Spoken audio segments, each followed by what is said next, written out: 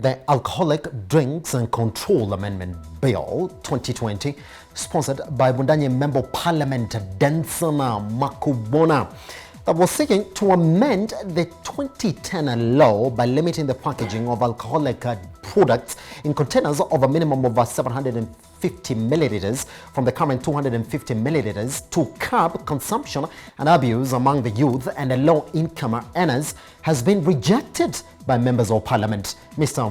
Mwakubwana had argued that the sale of alcoholic drinks in low quantity packages made it easily affordable and accessible to the youth, therefore leading to abuse in the groups identified in the bill. I'm talking about the youth and people of a lower economic capacity. Now, the National Assembly's Administration and National Security Committee, however, rejected the proposed changes based on existence of sufficient laws guarding against alcohol consumption among the youth. Now, the committee noted that the proposed bill will lead to adverse effects to the alcoholic and beverages industry, consequently leading to job losses and reduced tax collections for the government. Joining us this morning to talk about this, it's Boniface Gashoka, Secretary General Baleta. Boniface, good morning, sir. Good morning, how are you? Fine. We talked about this when it was supposed to go to the House. Looks as if it's celebration on your end. But can we know, therefore, what exact effects you could have walked into at this bill in the light of the day? First of all, I would like to appreciate the National Assembly and the committee that participated in public participation. Yes. We gave our submission. We even organized for a meeting with the Member of Parliament, Danson, to understand what exactly was his objectives. And we convinced him that there were sufficient laws that would cover, or there are sufficient law that he would use if he had any kind of menace in his constituency. Yes. We convinced him, and we also did public participation in the whole country, and our people made their submission. Majorly, what I would say is that law was not backed by scientific research or evidence. That law was so much of subjective, and we're planning even to engage him further to help him deal with the importation menace that is in his place. And that is the reason in his constituency, because it's a border constituency, there was a lot of influx of cheap liquor. Otherwise, the impact of that law could have been enormous. Because number one, by increasing the packaging of alcohol from 250 to 750, I mean, that is giving people juice. Because Kenyans, they still had an option of contributing. 2-3 people would contribute and still get the package they wanted. But now, the other things were some of the amendments that could have been done by the corporates and the individual. First of all, for our bar owners, they would need extra stock to accommodate the cost of a 750 ml of any alcohol. Alcohol is not cheap. We would need even to change the sizes of our counters. We would need even to change the sizes of the lorries and the pickups that we use to collect alcohol. When you go up the ladder, the value chain, the manufacturers would need to amend the factories of the sizes of the machines that they manufacture the bottles. They would need even to change the sizes of the alcohol that is supposed to be input, because the machines are set to input 250. If you go still up the value chain, the transporters were also at a risk, because they would need to amend the sizes of their lorries, because they've been made to carry crates that are of 250. And if you count that we are not yet through with the effects of COVID-19, and then here we are talking of an investment and an amendment that would take 3 months to effect if the bill had passed, we would need an injection of 15 billion that is not there. Because when you look even at the major corporates, East African Breweries, Keroche and the others, they are also declaring huge reduction of sales. I know the end of the financial year for ABL is almost there, and you'll see the impact. So That is the reason we called on the member of parliament, and we're calling on anybody who intends to change any law that concerns the alcohol industry. The players are there, they are very sober, involve us. We will help you in regulating. Alcohol control in this country is one of the items that are highly regulated. So we have enough laws to regulate each and everything that is in this place. So we appreciate so much the National Assembly for what they did. Pretty much. Mr. Boniface Gachoka, I would have loved for us to continue with this conversation this morning, but unfortunately we have to end here. I've been getting told that that's all the time that we had for that particular segment, but we promise to call you back because there are still other areas that we need to talk about on this particular issue. Thank you very much for taking your time this morning. Thank you so much. Pretty much. All right, let's move on to the last issue that we have for you this morning, where the Parliamentary Budget Office, now the PBO, now wants lawmakers to turn back to calculating public debt ceiling based on a ratio of economic output. Now, this will mean Kenya will revert to a formula that was in place before the latest revision in debt calculation that saw Kenya adopt an absolute figure of 9 trillion shillings as its debt ceiling, moving away from a law that stated that the country could not borrow more than 50% of its gross domestic product. The BPO now advises that rising the debt ceiling based on a numerical limit is delinked from economic indicators that are important in gauging the ability of the country to honor its debt repayment. Treasury CS Okuri Yatani has indicated that it will be seeking approval from members of parliament to expand the debt limit from the current 9 trillion shillings just over a year after the cap was raised from 6 trillion in October 2019. To help us understand why this change of mood and tact from the BPO, we are joined by Gabriel Amwendwa, who's an investment associate at Horizon Africa Capital. Gabriel, good morning. The question for you is, where were they when we were raising it to 9 trillion?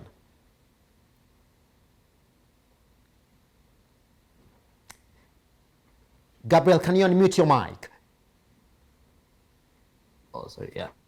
Simba for it's an interesting turn of events from these members of parliament because they're the same lot who gave us the 9 trillion cap, which they were repeatedly told that was misinformed. And now again, we end up in a situation whereby they are asking us to go back to formulas that they left because they said were not working. Yes. Now, for me, where I sit and what we've seen as the public sentiment is that, of course, tying the debt limit to a formula is way better than having a fixed cap because the economy has to grow. For example, we had coronavirus, which slowed down our growth. But what if we had an event that was actually positive and it tripled our growth? Then the 9 trillion would not have been sufficient if we had to borrow more to exercise that growth. But I still believe what they are going to end up doing is tying it to GDP. When they throw around the word output, it's just tying it to GDP. Previously, we had tried to keep it at around 50% of GDP, then it was moved to 70% of GDP. Now, as you can imagine, we are already close to 70.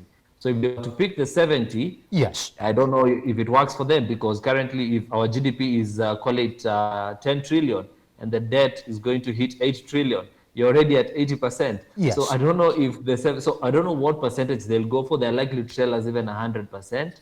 But my recommendation and what I've seen a lot of consensus among other finance people is that we should just have a limit to the deficit every year. Limit the percentage of the budget, of every annual budget that the government can actually finance through debt. Simple as that. Say the government cannot finance, if you have a budget of 2 trillion for this year, not more than 30% of that amount should be financed through debt. Because this debt, this 9 trillion, it's an accumulation year on year. So if you control how much can be increased every year, you actually meet most of your requirements because we have so many requirements from the IMF. We have a debt to GDP requirement, we have a deficit to budget requirement, we have a deficit to GDP requirement, we have a debt service to tax revenue requirement, and there's only one metric that meets that, and you have to control your deficit. It's as simple as that. But I know they're not going to do that because they're also thinking beyond 2022. When a new government comes in, we are talking big spending. Yes. So if you are to cap the borrowing versus budget, then the new government might be unable to operate, which as a taxpayer is what I prefer. I prefer when they are unable to operate than when they operate on such heavy debt and luxurious life that we can't afford. Gabriel, somebody asked this question. Is it too late to go back to where we were, where we had a law that stated that we can't borrow more than 50% of our GDP? Going by what our debt levels are right now, is it too late to go back to that? It's not late because, as you can see, they're going to do it. But what they're going to realize is that they have to do a lot of magic and a lot of lying around. They have to really lie to the public because if they go back in a genuine way, Simba, they'll have to come and tell us that our debt to GDP is over 80%. Yes. They are not going to do that. They are going to change how they calculate the national debt. They are going to remove some figures so that they report a number of, say, 65, at most 70%. While in reality, we are way over 80% by the time they pass this law. So in Yes. short, it's just going to result to a fresh set of lies, a fresh set of formulas that actually hide the face of the situation. But if they did fully, and the truth might and will come out in the discussion, even if it's not what is captured eventually, at least Kenyans will realize that we are actually trading on a very dangerous ground as far as debt to GDP goes. Yes. Because it's a discussion we need to have. And I think as much as the House might be lobbied by politics, they are also citizens. So they're like, the truth is likely to be somewhere in the discussions. It might not be, we might not get the best results from them, but there's going to be a lot of truth that is going to come out, that our debt to GDP is very high, our annual deficit is extremely high. Simple as that. So those two things need to come out so that the leaders can actually appreciate that. All right, another area when we're looking at this, Gabriel, but I want you to be frank to us, that if you look at the debt that we owe to IMF, I mean, while it was dropping, and I just want to cross over to that data as well, it was dropping all the way to 2019. But then, Gabriel, if you look cumulatively at the debt that we got in 2020 and the start of 2021, it has surpassed all the debt that we ever got from IMF all the way from 2015 to 2019. Do you see now that we are under so much pressure from IMF then to conform to what they need for us to do to continue benefiting from some of these monies? So let me tell you the genesis of that, of what happened. Yes. You see, this starts all the way in the land they call the land of the free, the United States of America. Yes. We now have Democrats in power. So you need to understand the difference between Democrats and Republicans. Republicans are not for giving money around to countries like Africa, but Democrats prefer to do that, and they support international organizations like the IMF, the WHO, and all of that. So because of the influx of dollars in the US, the IMF has a way larger capital pool than they had previously. Now, China itself, which was our other largest lender, has slowed down its lending internationally to focus on the local economy. Yes. So the IMF has taken that opportunity to now lend massively and become the controlling lender. It's just a competition they've had with China over time.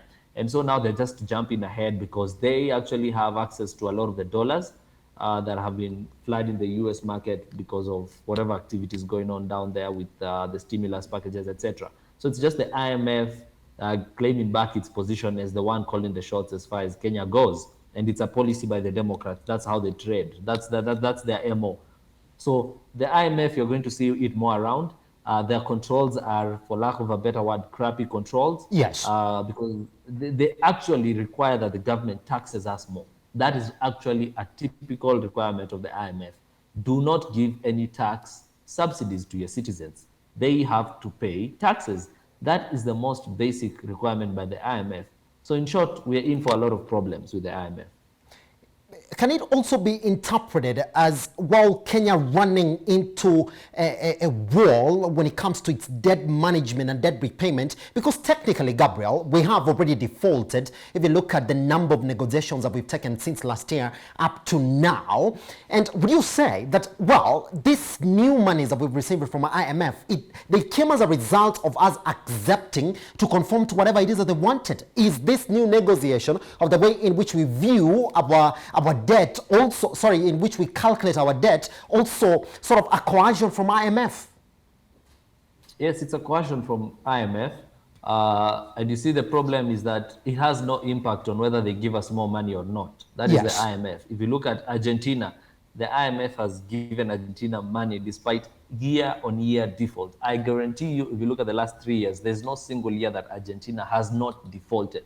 And there is no single year when IMF has not given Argentina more money. It's as simple as that. So there are the things they look at, and it's a lot of politics and international relations at the IMF. They are going to give us money. They're going to continue to do that. And that simply tells you that there is no debt management plan in place. They will ask us, yes, to correct a few formulas here and there. But the point is, if they were genuine, they would have looked at Kenya and where Kenya is, and they would have demanded a control of the annual deficit. Yes. It's as simple as that. And yes. Everybody in finance, every single employee of IMF knows the only way to control debt is to control the annual deficit. You do not allow the president to go doing roads the way he wants. You do not allow him to do massive projects. If the return is not substantiated, he gives you a list of 10 projects and you tell him you can actually only afford 3. Take your pick. You cannot start 10 projects because it increases your deficit. The story is about deficits. If anybody is talking about anything else, Simba, it's time wasting, and it's just giving us a smoke screen, because there's nothing else. There's no way to control your debt. As you've seen, the reason they're moving away from the 9 trillion is because they say in 2 years, the amount they're planning to borrow, which is the deficit for the next 2 years, is going to cross the 9 trillion. So instead of moving the 9 trillion, why not reduce the deficit? There's no one even who's asking the government, then why don't you reduce how much you're planning to borrow next year? Everybody's saying, okay, so how far do we move the 9 trillion? You see, that's the problem. Because what you should have told government is, whatever you are planning to borrow in 2020, 2021 goes down. Whatever you're planning to borrow in 2022, you can even push it further down. That should have been what should have happened. We should tell the government you cannot borrow more than 700 billion in any financial year. And that way, you actually solve all those problems. But otherwise, we are going to have year-on-year of technical defaults, and it's a matter of time before we actually go into a proper default instead of a technical default. But anyway, I'm keen to see what discussions come out of the debate in Parliament, because like I said, there might be politicians, but there's some professionals among them. And if they don't talk about it, we'll talk about it here with you, Simba. Pretty much. We're also hopeful for the same, Gabriel. Thank you very much for taking your time this morning to speak to us here. Always a pleasure to have you around. Thank you, Simba. Thank you very much. Right on that note, good morning.